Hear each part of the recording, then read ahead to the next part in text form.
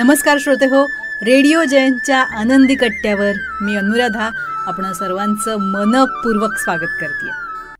श्रोते हो, काही दिवसांपूर्वीच ICC T20 वर्ल्ड कप फायनलची मॅच झाली आणि त्याच्यामध्ये भारत जिंकला. ही अर्थातच आपल्या सगळ्या भारतीयांसाठी अभिमानास्पद गोष्ट आहे. पण ICC T20 वर्ल्ड कप फायनलपूर्वी डू इट फॉर द्रविड असा एक हॅशटॅग सोशल मीडियावर सुरू करण्यात आला होता. त्याचं कारण असं होतं की भारतीय क्रिकेट टीमचा कोच होता राहुल द्रविड आणि त्याचा हा शेवटचा दौरा होता. म्हणजे या मॅचनंतर द्रविड भारतीय टीमचा कोच राहणार नव्हता, तो रिटायर्ड होणार होता. त्याच्यातनं BCCIनं कोच या पदासाठी अनेकांच्या मुलाखती घेतल्या होत्या. कोच व्हायला बहुधा कोणी फारसं उत्सुक न दिसल्यानं द्रविडनं पुन्हा अर्ज करावा असं सुचवण्यात आलं. पण त्यानं नकार दिला. या सगळ्या बातम्या आपण वाचल्याच आहेत. तर द्रविड आता यापुढे कोच नसेल म्हणून टीम इंडियानं त्याच्यासाठी हा वर्ल्ड कप जिंकावा असं वाटलं सगळ्या चाहत्यांना आणि डू इट फॉर द्रविड हे कॅम्पेन सुरू करण्यात आलं.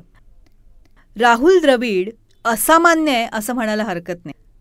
तो असामान्य आहे तो त्याच्या साधेपणासाठी, सतत पाय जमिनीवर असण्याच्या गुणवैशिष्ट्यासाठी. म्हणजे बघा, तंबाखू किंवा तंबाखूजन्य पदार्थाच्या जाहिराती त्याच्याकडे आल्या असतील तर त्यानं त्या करण्यासाठी सपशेल नकार दिला आणि त्यासाठी आपण काही फार मोठं करतोय असं त्याला कधीच वाटलं नाही. एक विद्यापीठ त्याला मानद डॉक्टरेट देऊ करत होतं. त्यावेळेस ती डॉक्टरेट ही पदवी मिळवण्यासाठी किती कष्ट करावे लागतात हे मला माहिती आहे. मी ते कष्ट करूनच मिळवेन, त्यामुळे मला अशी मानद डॉक्टरेट नको असं त्यांनी अगदी नम्रपणे त्या विद्यापीठाला कळवलं. खरंच हे जमेल कुणाला कधी? आता या टीम इंडियाच्या कोचपदासाठी त्याला या अगोदरसुद्धा विचारणा झालेली होती. पण या अगोदर त्यानं सपशेल नकार दिला होता कारण त्याच्या काही फॅमिली कमिट्समेंट्स होत्या. मग त्यावेळी त्याने अंडर-19चा कोच होणं आनंदानं स्वीकारलं. कुटुंबाला महत्त्व देणारा द्रविड खरोखरच तुम्हा आम्हा सामान्यांना भावतोच. एका कार्यक्रमाला द्रविड पुण्यात आला होता आणि त्यावेळेस फुटबॉलचा वर्ल्ड कप सुरू होता आणि त्याला विचारलं की तू फिफा बघतोस का? त्यावेळेस त्यानं अगदी नम्रपणानं सांगितलं की मला खरं तर फुटबॉल बघायला खूप आवडतं, पण त्या मॅचेसना मध्यरात्री असतात आणि माझ्या मुलांची शाळा सकाळी लवकर असते आणि त्यांना सोडायला मला जावं लागतं, त्यासाठी लवकर उठावं लागतं, त्यामुळे मला फुटबॉलची मॅच बघता येत नाही. इतका सच्चेपणा किंवा इतकं कुटुंबाला महत्त्व देणं किंवा इतकं असामान्य असूनही सामान्य राहणं खरोखरच जमणं अवघड आहे नाही. जेव्हा डू इट फॉर द्रविड हे कॅम्पेन सुरू झालं होतं त्यावेळीसुद्धा राहुल द्रविडनं त्यावर प्रतिक्रिया दिली होती आणि अर्थातच ती त्याच्या स्वभावाला आणि नम्रपणाला धरूनच. तो म्हणाला की डू इट फॉर समबडी वगैरे असं काही नसतं. माउंट एव्हरेस्टबद्दलचा कुणाचा तरी तो कोट होता की तो माउंट एव्हरेस्ट आहे म्हणून चढायचं आहे, तसं वर्ल्ड कप आहे म्हणून तो जिंकायचा आहे. कुणासाठी वगैरे ते अजिबात करायचं नाही, फक्त जिंकायचं इतकंच. त्यामुळं हे कॅम्पेन वगैरे असं काही असेल ना तर ते कृपया करू नका, बंद करा.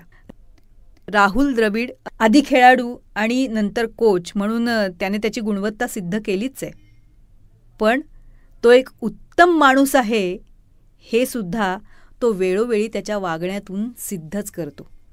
श्रोते हो, अशा या असामान्य व्यक्तिमत्वाच्या लोकांनी सामान्य माणूस म्हणून राहणं, पाय जमिनीवर ठेवणं हे खरंच किती अवघड असतं ना.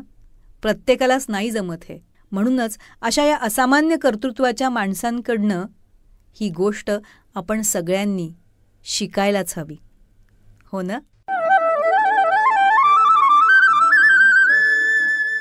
तर श्रोते हो, आजचा हा विचार तुम्हाला कसा वाटला याविषयी आम्हाला आपल्या प्रतिक्रिया जरूर कळवा. त्याचबरोबर रेडिओ जयंतनं चतुरस्त्र हा पॉडकास्ट सुरू केलेला आहे आणि या पॉडकास्टमध्ये प्राध्यापक, लेखक, कवी, नाटककार श्री रमेश कोटस्थाने यांच्याशी साधलेला दिलखुलास संवाद आपण बघणार आहात. या संवादाचे दोन्ही भाग आपण आपल्या चॅनलवर अपलोड केलेले आहेत, तेव्हा हे दोन्ही भाग जरूर बघा. ते तुम्हाला कसे वाटले याविषयीच्या प्रतिक्रिया नक्कीच आमच्या कमेंट बॉक्समध्ये लिहा. त्याचबरोबर श्री रमेश कोटस्थाने लिखित खुळा पाऊस या पुस्तकाचं अभिवाचन आपल्याला रेडिओ जयंतवर ऐकायला तर मिळेलच, पण त्याबरोबरच पूज्य साने गुरुजी लिखित श्यामची आई, पद्मविभूषण बाबासाहेब पुरंदरे लिखित राजा शिवछत्रपती या पुस्तकाचे दोन्हीही खंड, प्राध्यापक यशवंत पाठक लिखित मातीचं देणं, डॉक्टर शुभा साठे लिखित त्या तिघी, नर्मदा परिक्रमेच्या स्वानुभवांवर आधारित प्रभू पाठक लिखित बिल्वपत्र या दर्जेदार पुस्तकांचं अभिवाचनही आपण जरूर ऐका. आणि ते आपल्याला कसं वाटलं याविषयीच्या आपल्या प्रतिक्रिया आमच्या कमेंट बॉक्समध्ये नक्की लिहा. आणि हो, रेडिओ जयंत हे यूट्यूब चॅनल लाईक करा, शेअर करा आणि सबस्क्राईब करा. याचं सबस्क्रिप्शन फ्री आहे.